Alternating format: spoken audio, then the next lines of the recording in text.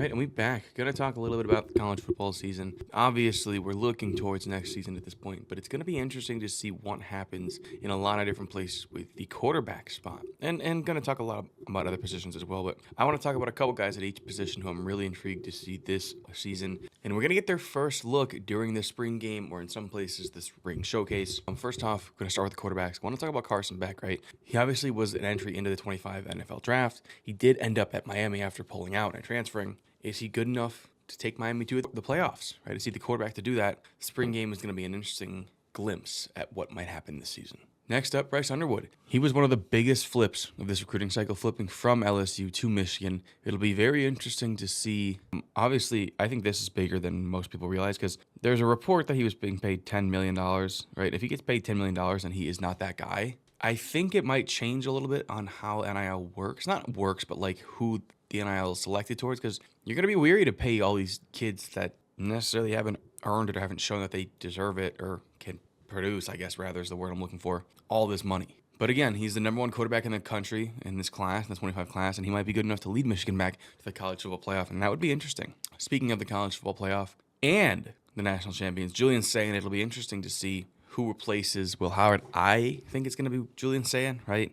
He initially signed with Alabama, transferred to Ohio State after Saban's retirement. And obviously the Buckeyes, they're going to have a spring showcase instead of a spring game. I don't necessarily know what that looks like, but it'll be interesting to watch. Next up, going back to the SEC, I want to talk about John Mateer. After a breakout season at Washington State, Mateer obviously transferred to Oklahoma. It's going to be, listen, Oklahoma, I believe, has gone 7-5 or 8-4 and 6-6 in the last 2 years or something like that. They haven't been the typical Oklahoma. They could use an experienced signal caller to compete in the SEC, and if they don't compete in the SEC, Venables might be on the hot seat, or he might be fired. Finally, Big 12, Julian Lewis at Colorado, right? No more Shedeur Sanders at quarterback. Recruited four-star quarterback Julian Lewis, who's the number 7 ranked prospect in the state of Georgia. It'll be interesting to see if he gets the job or if it's Caden Salter. Going to talk about some running backs now. Going back to the SEC and Alabama, Akeelan Deere, right? Alabama finished with the 2025 number 3 recruiting class, which is huge for Kalen DeBoer and the Crimson Tide following a disappointing season in year number 1. Alabama's moving on from Jalen Milroe. It'll probably need to rely on a strong run game, and Akeelan Deere will be an interesting piece in that run game, and he can help them just do that to me. Harlem Berry, right down the road at LSU. He is hyped to be LSU's next generational running back. 5-star freshman out of Metairie, Louisiana, rushed for over 2,000 yards each one of his 4 years in high school. That's fucking unreal. LSU fans will be interesting to see what he can do. He's an early enrollee. Listen, if he's half as good as he's projected to be this first season, he's going to be unreal in the spring game. Back to the national champions, Anthony Rogers out of Ohio State. Ohio State has to replace both Quinshon Judkins and TreVeyon Henderson, both are headed to the NFL.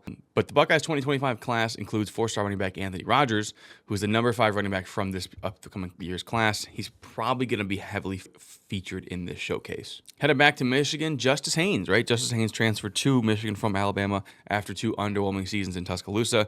Only had 616 yards and 9 touchdowns. He's going to join a talented young offense, obviously including Bryce Underwood. We talked about him. We'll see. It'll be interesting to see if a change of scenery is just what he needed. Headed to the ACC, we have to talk about Gideon Davison at Clemson, right? Someone has to replace Phil Maffa. Clemson looks to make it back to the playoff in 2025. Dabo Swinney seems to turn to Gideon Davison, the number 5 running back in this class. Dabo doesn't really deal with transfers that much, so it'll be interesting to see what happens with Gideon. And the spring game should be a good showcase as to whether he's ready or not. All right, gonna talk about some receivers. I got one tight end on this list as well. Eric Singleton out of Auburn, right? He had a couple of great seasons at Georgia Tech, combining for almost 1,500 yards and 9 touchdowns. Takes his talents to the SEC, joining Hugh Freeze's Auburn Tigers in 2025. It'll be interesting to see how he translates from the ACC to the SEC. Next up, Nick Anderson at LSU. The redshirt junior is expected to contribute right away. He missed all of last year because of a quad injury, but he had 800 yards and 10 touchdowns the year before. He should elevate LSU's pass game significantly, and Garrett Nussmeier needs a 1A guy, and I think Nick Anderson can be that guy. Back to the national champions. Who else are we going to talk about but Jeremiah Smith? What is he going to do after having a phenomenal freshman season? It'll be interesting to see how he builds going into his sophomore year. Using the spring showcase, it'll be interesting to see if they have more of an advanced role for him or engaged role involved, I guess is the word I was looking for. Finished with 1,300 yards, 15 touchdowns, averaging almost 18 yards per catch. What a spectacular season for Jeremiah Smith. Definitely someone teams are going to be looking at next year. The one tight end I had on my board, Keody Armstrong out of Texas A&M. Marcel Reed comes back for the Texas A&M Aggies. He's going to have a big target. The 4-star recruit, the number 2 tight end in the class of 2025. 6'5",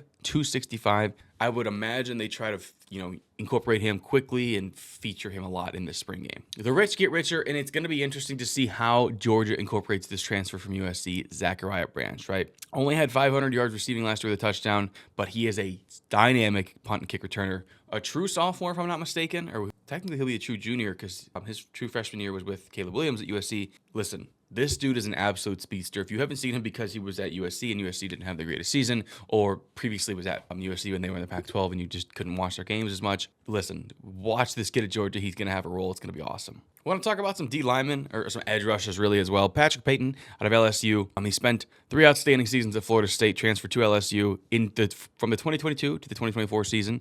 109 tackles, 16 sacks, 3 forced fumbles. He's going to join an LSU defense eager to improve on their 61st finish total defense last year. He's going to be a piece for that defense if they make a comeback this year. Isaiah Gibson, talking about Georgia staying in the SEC, the number 1 overall prospect for his position group in the class of 2025. The number 3 prospect from the state of Georgia, Kirby Smart, getting him to stay close to home is a big get. It'll be interesting to see how the true freshman steps in. Georgia obviously every year loses a lot of high-level recruits, especially on the defensive side. So his production will be interesting.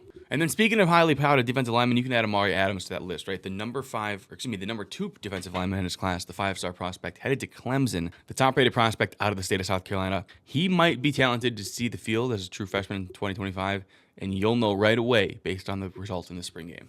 And finally, DBs, linebackers don't really have much for offensive line just because it's tough to, predict from high school to the college level. Name offered at Oregon. We haven't really talked about Oregon as much, but he's the number 3 cornerback in the class of 2025. He signed with Oregon despite being the number 1 prospect out of Alabama. So pulling him out of Alabama, it's pretty impressive by Dan Lanning. He's going to look to bring the Ducks back to the playoffs in 2025. Oregon is replacing their entire secondary. He's going to have a big role. So it'll be interesting to see if he's ready or not. Next up, I want to talk about a team I don't think we've talked about yet. The UNC Tar Heels and Kamori House, right? One of Bill Belichick's big gets from his recruiting cycle was linebacker Kamori House, a Washington transfer. He had help from Steve Belichick, who was the, obviously, defensive coordinator in Washington during House's true freshman season. Last year, he had 33 total tackles, 4 pass deflections, an interception, and a forced fumble. It'll be very interesting to see how House translates to the ACC. The ACC is not necessarily a better league, but it's a faster league. The Big Ten's more Rod Todd,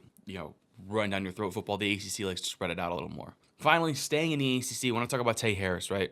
Georgia Tech head coach Brent Key got a top 10 prospect out of the state of Georgia in 4-star safety Tay Harris. Number 3 safety in the class of 2025, flipped from Clemson, which is a huge get. He immediately elevates that defense, and it'll be interesting to see him step on the field and see if they can get Georgia Tech closer to that 10-win range, maybe a dark horse playoff contender. Obviously, Brent Key has had Georgia Tech humming the last couple of years since taking over. But yeah, college football, listen, it never really stops. I'm gonna do a couple more videos like this. But yeah, it'll be really interesting to see what happens going into next season. Obviously, I'm super excited for next season. And hopefully you enjoyed this. If you want to see me do more stuff like this, make sure to comment down below. Make sure to like and subscribe. And YouTube thinks you're going to like this video. Find out if they're right.